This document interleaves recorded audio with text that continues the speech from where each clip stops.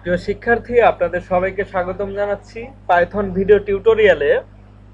আমরা আজকে কথা বলবো লিস্ট নিয়ে।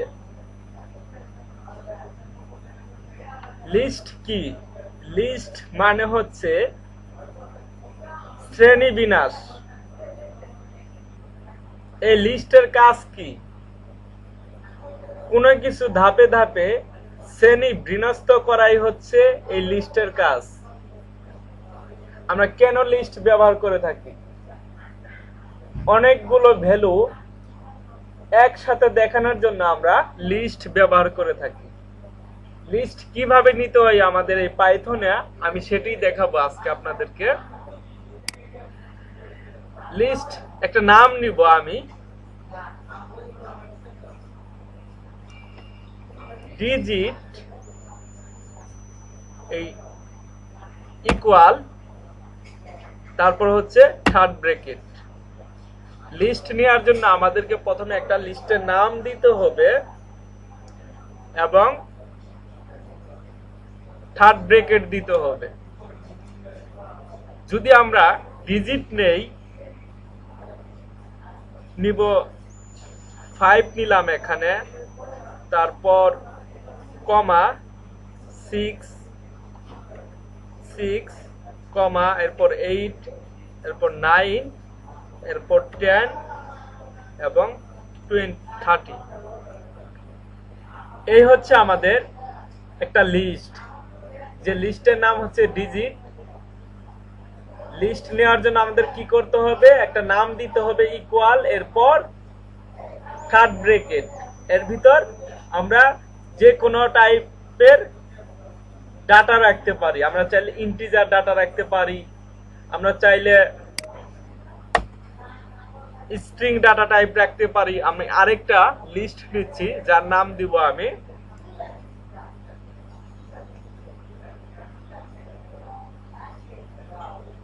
w1 ইকুয়াল, এই লিস্টে আমি রাখবো স্ট্রিং ডাটা টাইপ রাখবো। স্ট্রিং রাখার জন্য আমাকে ইউজ করতে হবে ডাবল কোটেশন আর সিঙ্গেল কোটেশন। আমি সিঙ্গেল কোটেশন ইউজ করতেছি। এখানে লিখবো জাভা, কমা দিতে হবে, এরপর আবার আরেকটা স্ট্রিং নিব পাইথন, এরপর আরেকটা স্ট্রিং নিব, এখন দিব এখানে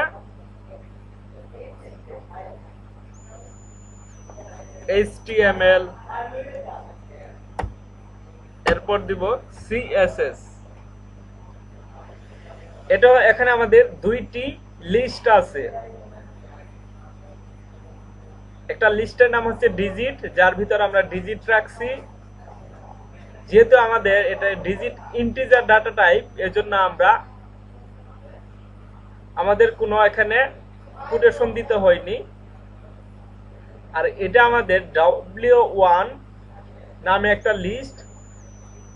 এই লিস্টের ভিতর আমাদের 4টি স্ট্রিং ডাটা আছে: জাভা, পাইথন, HTML, CSS। এখন আমাদের এই লিস্টের ভিতর এখানে কয়টি ডাটা আছে? 4টি, 1 2 3 4। কিন্তু আমরা লিস্টের ভ্যালু যখন কাউন্ট করব তখন 0 থেকে শুরু হবে।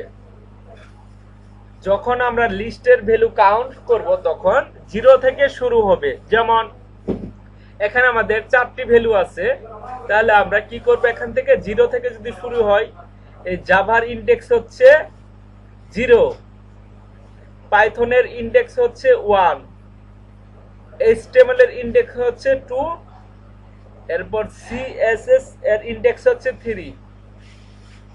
এই 0 থেকে 3 পর্যন্ত আমাদের এখানে 4টি ইনডেক্স।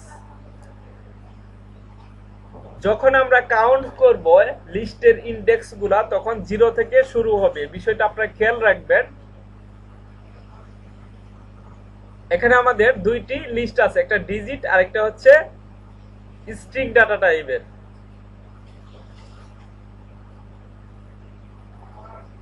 এখন যদি আমরা এই w1 লিস্টটাকে যদি প্রিন্ট করি, w1 এর ভিতর দিলে আমাদের কি হবে, আমি এটা রান করতেছি প্রোগ্রামটা, w1 আমরা কি প্রিন্ট করছি, কি দেখাচ্ছে আমাদেরকে, এই পুরো লিস্টটা দেখাচ্ছে আমাদের। এই লিস্টে কি কি ডাটা আছে আমাদের এখানে দেখাচ্ছে। এখন যদি আমি এই ডিজিট লিস্টটাকে যদি আমি প্রিন্ট করি, আমাদের আউটপুট দিচ্ছে আমাদের পুরো লিস্টটাকে।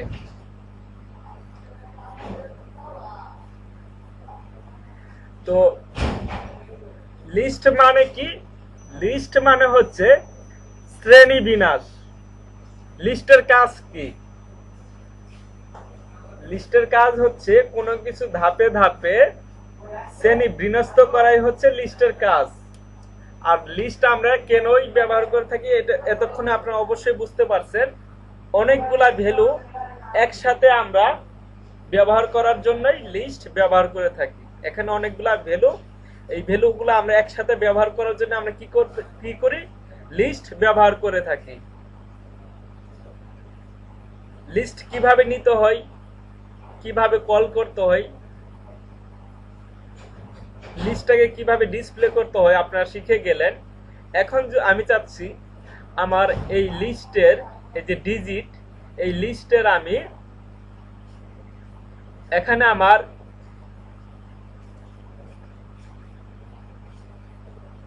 ছয়টি ইন্ডেক্স আছে। 6টি ইন্ডেক্সের ভিতর আমি 3 নম্বর ইন্ডেক্সকে আমি কিভাবে দেখতে পারবো, আমি দেখতে যাচ্ছি। শুধু আমার এই ডিজিট লিস্টের 3 নম্বর ইন্ডেক্সটাকে আমি দেখতে চাচ্ছি।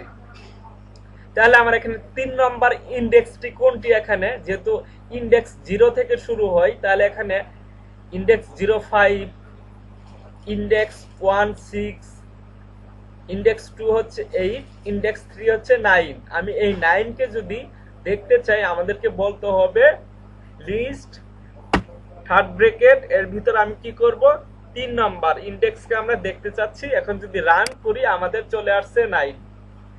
যদি আমরা 4 নম্বর ইন্ডেক্স দেখতে চাই, 4 দিলে আমাদের দেখাবে 10।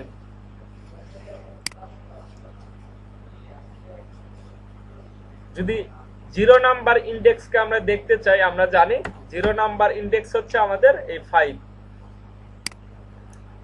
দেখাচ্ছে।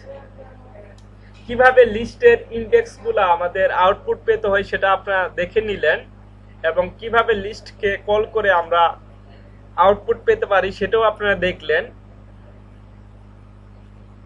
নেক্সট ভিডিওতে আমি কথা বলবো লিস্টের কয়েকটি ফাংশন নিয়ে, কিভাবে আমরা লিস্টে নতুন ভ্যালু এড করতে পারি, কিভাবে আমরা লিস্টে নতুন ভ্যালু ডিলিট করতে পারি, আমাদের লিস্টে কতগুলা ভ্যালু আছে, কতগুলা ইন্ডেক্স আছে, সেটা আমরা কিভাবে কাউন্ট করব, কিভাবে রিমুভ করব।